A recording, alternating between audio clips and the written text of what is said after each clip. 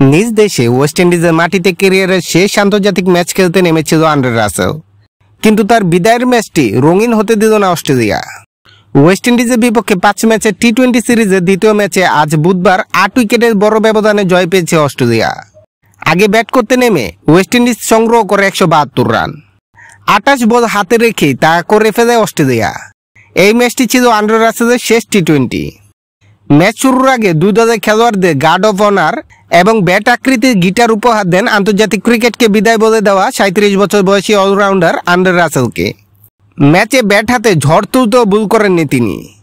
মাত্র 15 বলে 36 রানের ইনিংসে হাঁকান 4টি ছক্কা। একটি বল তো স্টেডিয়ামের বাইরে কলেজের ছাদেই গিয়ে পড়ে। কিংস্টনে টস জিতে আগে ফিল্ডিং করার সিদ্ধান্ত নেয় অস্ট্রেলিয়া। ওয়েস্ট ইন্ডিজকে ভালো সূচনা এনে দেন ব্র্যান্ডন কিং।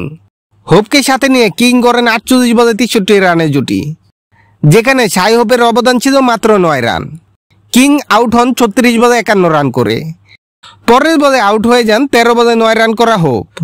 63 রানে উদ্বোধনী জুটি ভাঙার পর নিয়মিত বিরতিতে উইকেট হারাতে থাকে ওয়েস্ট ইন্ডিজ। তবে অ্যান্ড্রে রাসেলের টর্নেডো ইনিংস এবং গুতাকেশ মতির কেমিওতে লড়াকু সংগ্রহ পায় স্বাগতিকরা।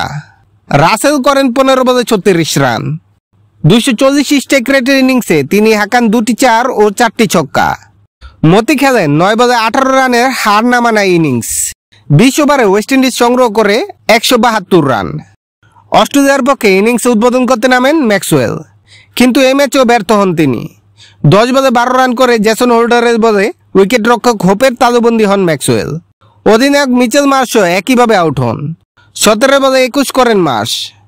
42 রানে 2 ওপেনারকে হারিয়ে ফেলে অস্ট্রেলিয়া। এরপর অস্ট্রেলিয়ার হাল ধরেন জশ ইংলিশ ও ক্যামেরন গ্রিন ধীরে ধীরে খেললেও ঝড়ো গতিতে খেলতে থাকেন ইংলিশ। মাত্র 22 বলে হাফ সেঞ্চুরি হাঁকান ইংলিশ।